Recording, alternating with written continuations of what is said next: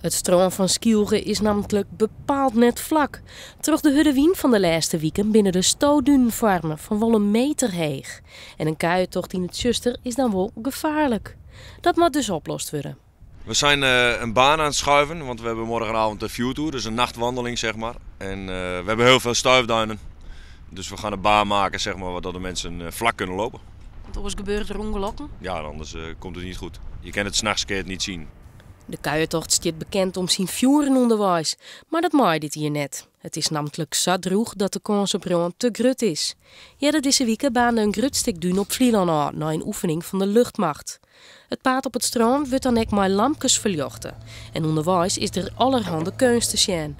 Ik van Carolien Schot. Zij luidt de joer te laatste haan aan.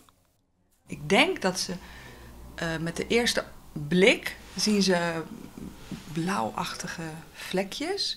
En als ze dichterbij komen, is de volgende stap die ze gewaar worden, is een enorm veld waarbij het iets geboren is. Voordat de 3000 kuierders door het strand kunnen, moet er een baan van 8 kilometer komen. Rijkswettensteert en Steedsbosbeheer had de taststemming verjoen. Leenwerker Wim Blaak wen het al 20 jaar op het eiland. Hij had nog wel even werk maar de stootduinen. Zoveel zand heb ik nog nooit gezien.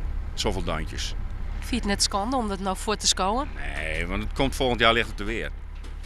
Het is wel leuk, maar het is niet echt praktisch voor mensen die en met paarden en wandelaars en bij het strand te komen, bij het water te komen. Dus je doet er een kwartier langer over. Montioen worden de tochten roen. Om jou wij in moeten alle kuierders binnenwezen.